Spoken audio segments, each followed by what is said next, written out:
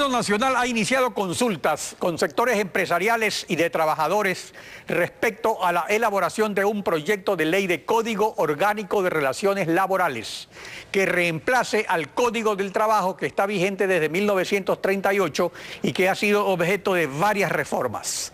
Al momento está a disposición de la ciudadanía un documento que se llama Ayuda Memoria, exposición Nuevo Código de Trabajo en la página web del Ministerio de Relaciones Laborales, que contiene 23 temas principales clasificados en 3 ejes. Está con nosotros Henry Cronfle, presidente de la Cámara de Industrias de Guayaquil. Buenos días, bienvenido a Contacto Directo. Gracias por la invitación, Alfredo. El costo laboral tiene una relación con la competitividad de la economía y también con la justicia social. Recordemos lo que el presidente de la República dijo al respecto en su sabatina de Cotocollao el 4 de agosto del año pasado. Veamos. Vean las condiciones laborales en China, pero para bien o para mal, esas condiciones laborales no se pueden repetir en Latinoamérica y menos aún en Ecuador. Si ustedes revisan la historia del desarrollo, por ejemplo, los países de desarrollo más rápido, Singapur, Corea del Sur, permitieron la explotación de su fuerza laboral. No lo digo yo, lo dicen los mismos dirigentes. En el caso de Ecuador, sí, nuestros salarios reales son superiores a los de la región. Exigimos estabilidad laboral, exigimos afiliación al IES. Todo eso son costos para el empresario. Eso resta competitividad a nuestro sector empresarial. Pero gracias a Dios tenemos recursos naturales y con eso podemos compensar. ¿Cómo? Competitividad sistémica, caminos, energía, puertos, aeropuertos. Eso no lo pudiéramos hacer si no tuviéramos ingresos por el petróleo. Podemos tener otra opción de desarrollo que la tan costosa y sacrificada vía de desarrollo que tuvieron países como Singapur y Corea del Sur. ¿Qué opina al respecto? Bueno, yo estoy completamente de acuerdo que cualquier reforma laboral tiene que dar mayores garantías a todos, es decir, a los trabajadores y a los empleadores. Eso es algo que debe de existir. ¿Por qué, Alfredo? Porque si bien es cierto, lo que se quiere generar en el país es empleo decente, y el empleo decente involucra pues no solamente un salario digno, sino también pues estar afiliado a la seguridad social, tampoco se quiere perder la competitividad en el país. Entonces, lo primero que debemos nosotros analizar es si este nuevo pedido de la reforma laboral ha sido por demanda del sector empleador y del sector trabajador o ha sido una iniciativa del gobierno. Y yo le puedo decir que esto ha sido una iniciativa del gobierno. Esto no responde a una demanda. Al no responder a una demanda, pues, y ha sido iniciativa del gobierno, tiene puntos positivos y tiene puntos negativos, que los podemos analizar durante la entrevista. En efecto, vamos a ir analizando algunos de los temas, porque como son 23, son muchos. Solo podemos precisar algunos. Correcto. El primer eje del proyecto son los mecanismos que dinamizan las relaciones laborales. Así se llama, tiene 7 temas. Hoy abordaremos 2. Regulación del derecho a la huelga y sindicalización y contratación colectiva por rama de actividad.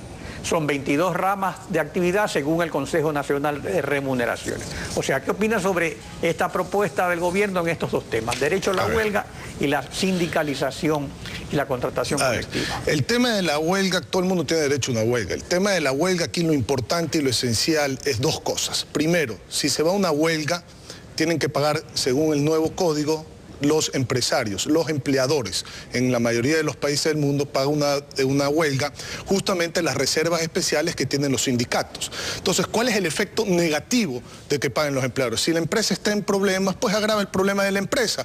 Y si no hay empresa sostenible, no hay empleo sostenible. Eso lo tenemos que tener así de claro.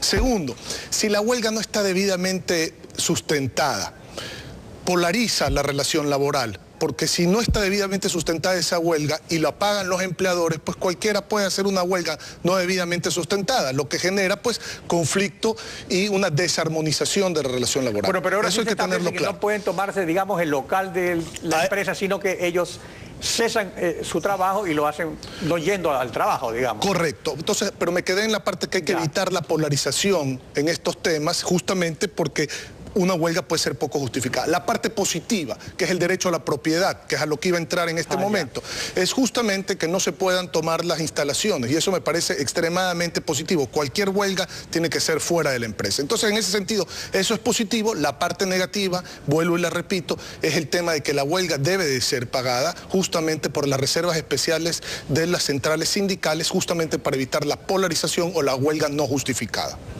Ya, y respecto a la contratación colectiva y las 22 ramas de actividad de que se agrupen... Sí, gracias por la pregunta. Sí, el Consejo Nacional de Remuneraciones ha formulado 22 ramas de actividades en las cuales puede haber una huelga colectiva. Pero aquí viene lo primero. En el país no ha existido idiosincrasia de huelgas por ramas o por sectores. Los sindicatos han sido justamente por empresa. Eso número uno. Número dos, esto lo que va a hacer es facilitar justamente la creación de sindicatos o el volumen de trabajadores en los sindicatos. Es decir, se va a polarizar aún más el tema sindical en el país. Tercero, ¿qué repercusiones pueden haber por conflictos en huelgas sectoriales? Las asimetrías de las empresas, ¿cómo se van a manejar? El contrato colectivo, una empresa puede pagar ese contrato colectivo, otra pequeña o mediana empresa o microempresa no puede pagar ese valor dentro del contrato colectivo. Entonces son cosas que todavía hay que profundizarlas porque, digamos, suenan bonito en la doctrina, pero en la práctica pues son otras cosas. Claro, porque se generaliza para todos los casos. Y podría afectar la política de inversiones. Eso es muy importante, la política de inversiones para la creación de nuevos empleos, porque va a haber empresas que dentro del contrato colectivo no pueden asumir los costos de ese contrato colectivo. Eso genera un recorte de las inversiones y, por supuesto, del nuevo empleo productivo en el país. Ahora, el segundo eje es brindar una tutela eficiente de derechos. Si tiene 9 temas, hoy trataremos 2. Nuevos tipos de procedimientos judiciales, el juicio ejecutivo laboral y el juicio de menor cuantía laboral que no tiene recurso de apelación para el demandado, y también el mandamiento de pago del inspector del trabajo para reclamos menores a 10 remuneraciones básicas unificadas. ¿Cuál es el criterio suyo sobre estos nuevos procedimientos, nuevos tipos? Correcto, Alfredo, correcto. Esto se da cuando existen, por ejemplo, actas transaccionales, cuando existen actas de finiquito, cuando existen, por ejemplo, el visto bueno a favor del trabajador, cuando existe, por supuesto, suscrito frente a la autoridad, cuando existen actas de conciliación también suscritas dentro de la autoridad. ¿Qué es lo que se está diciendo aquí? Bueno, que tengan estos títulos calidad ejecutiva, es decir, que se puedan ejecutar para que el cobro sea más ágil. También existe una segunda regulación que es el juicio de menor cuantía laboral. Esto se da cuando el problema o el conflicto es menos de 10 remuneraciones básicas unificadas, que se da en una sola instancia y que no permite apelaciones. Y el tercer tema que usted mencionó es el mandamiento de pago del inspector del trabajo. Esto también es en menos de 10 remuneraciones básicas unificadas. Cuando así lo denuncia el trabajador, el inspector puede, digamos, pronunciarse y ordena el pago. Aquí el tema es lo positivo, la agilidad que pueda tener el proceso. Lo negativo, que en muchos de estos casos, como acabo de decirlo, en el caso del juicio de menor cuantía laboral, no acepta apelaciones. Entonces aquí hay que tener mucho cuidado de que hay que escribir, discúlpeme, afilando bien el lápiz, cuál va a ser el mecanismo de aplicación de esto para que exista un debido proceso. Esa es la parte que nos preocupa, que se cumple el debido proceso dentro de estos nuevos organismos. Claro, porque el problema actual que hay al respecto es el represamiento de los reclamos, que igual no solo en el aspecto laboral, sino en todos los aspectos penales, civiles, etcétera. Y lo que se trata es dar una agilidad. Ahora, esa agilidad, lo que ustedes recomiendan es que encuentre un respeto justo al debido proceso. Por supuesto, eso es lo principal, que exista el debido proceso, porque mañana puede existir un juicio en contra del trabajador y no tiene apelación. Entonces, ¿qué va a hacer el trabajador en ese momento? O viceversa. Entonces hay que tener mucho cuidado con estos temas. Debe de existir un debido proceso y debe de existir alguna forma. No hay apelación es para el empleador, digamos. Exacto. O sea que el trabajador tiene esa ventaja cuando se trata de menor cuantía. De menor cuantía. Ahora, el tercer eje son las condiciones contractuales equitativas y beneficios laborales justos. Hay 7 temas, abordaremos 2.